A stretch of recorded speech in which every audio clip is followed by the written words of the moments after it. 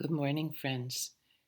We want to begin our Lenten study. We're going to be doing the classes online now because of the situation that we find ourselves in. But before we begin to do that, we want to make a few comments on uh, what everybody's experiencing at this time. I think that nobody, ourselves included, expected to wake up yesterday and then hear the announcement later in the day that all of the masses were going to be canceled for the next 8 weeks. I never ever thought in my entire life that I would see a day like that where um, I wouldn't have access to Mass every day, let alone Holy Communion every day. It never ever dawned on me that nobody ever dreamed of it. And it's been interesting to watch a lot of the reactions of people, which of course are mostly because of the shock of it. Nobody would have dreamed of something like this. But I think, this is the time where we really are required more than ever to turn to the Lord immediately in faith and hope and trust and ask Him to help us with those things that are very difficult for us to understand and accept in this situation. There are many reasons why this is happening at this particular time on many different levels. And our job, of course, is to follow the directions that are given to us and to maintain our trust and confidence in God, that God is still with us. He's present to us, and He's working in ways that are um, not the ways we would choose, of course, and not the ways that are familiar to us, but yet He's always at work.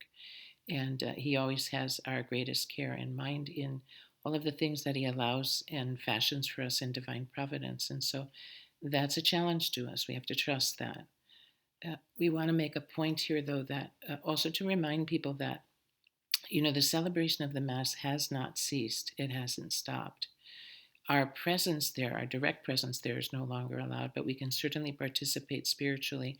And there are quite a number of priests now who are offering Masses online so that you can watch a Mass, even live stream right at the moment that it's happening, and participate in that way by making a spiritual communion.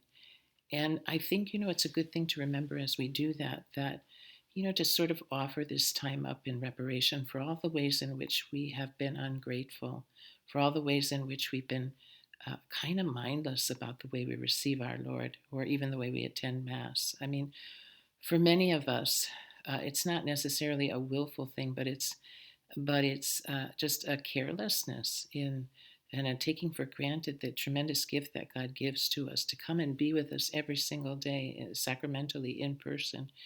And I think, many of us, we sort of allow ourselves to be distracted when we're at Mass. We allow ourselves to be distracted from what's really happening when we receive Jesus in the Holy Eucharist. And, there are those of us who really don't receive the Lord worthily as well because we haven't been to confession in years and we just sort of get up and participate uh, as though it's some kind of a social ritual when it isn't. It's a very special moment of intimate communion with the Lord, but you want to be in a state of grace and you want to be well disposed to receive that tremendous gift. And so I think this is a time where, um, in reparation, we can make acts of um, gratitude, for one thing, for this tremendous gift that God has given to us, and to ask forgiveness on behalf of ourselves and on behalf of ourselves as a people for all of the ways in which we haven't been grateful to Him, in which we have taken Him for granted, in which we have been mindless or careless or distracted in the way that we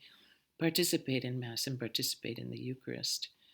And it's a challenge for us at the same time to stay faithful, to really grow in our faith and our hope and our trust. There are many, many cultures, but I actually lived in one in New Mexico for about 8 years, and then another 2 to 3 years a little bit later in my time in religious life, where they have been deprived of the presence of a priest for either centuries or for a very long time. In New Mexico, they went through a period of time in the 1800s where, I think it was probably the 17 to 1800s, where for 100 years they had no priest. The Spaniards had colonized New Mexico, and so there was, it was very Catholic aside from the native population, but the presence of the Catholic Church had been there from actually before Plymouth Rock, and so the faith had been seated there, and the faith had taken root there But then came a period of time when all of the priests, because of what was going on in Mexico, all of the priests were exiled from the Spanish colonies. And so the priests in New Mexico had to leave, and the people there went 100 years without a priest, and yet they held on to the faith through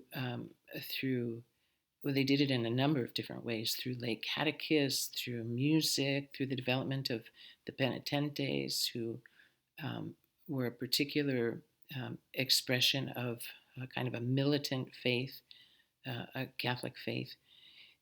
And the people waited and prayed for 100 years for the priest to return, which they did. And when the priest returned, of course, they found that the people had a strong faith, but they were yearning, of course, to be able to have the sacramental life that the priest brings. And so I mean, it can be done. I mean, countries like Korea and Japan and China, where the church had to go underground, and priests oftentimes were not present for months, for years, for even centuries, and the people were able to hang on to the faith because of their hope and their trust. And I think that's something that's required of us at this time. Um, this is a time when you can double down and should double down on your prayer and your fasting. Fasting is something that I think is really pretty necessary at this time. Fasting has a power to it. The early church fathers saw that fasting had they saw fasting as a form of exorcism. That, from what Jesus said, certain spirits can only be cast out by prayer and fasting. But also, Our Lady has said in her apparitions, when she recommends prayer and fasting, she says, people have forgotten the power of fasting. That fasting has the power to change history. It has the power to stop wars. And I think of the classical biblical stories of, like, Nineveh, for instance, when the people really heeded, from the king all the way down to the peasant. They heeded the warning of the Lord, and they repented, and they expressed their repentance through prayer and fasting, putting on sackcloth and ashes. And that's a call to us right now, is to do the very same thing. And so I would, we want you all, our message to you from Domus is really to try to remain at peace and to pray fervently for, the restoration of our life of faith, the full expression of it in the Mass and the sacraments, to pray fervently for that, even to the point where we could really ask the Lord to end this before Easter, so that we would have the joy of celebrating a real Mass in church for Easter. I think we can do that, prayer and fasting. And in the meantime, just to maintain your trust in the Lord and your hope in the Lord. And so that would be our message to you from Domus. Be strong, don't ever give in to the negativity that's out there. It's very easy to do that, but just be strong and stay faithful. And if you need anything, we're always here to help. God bless you.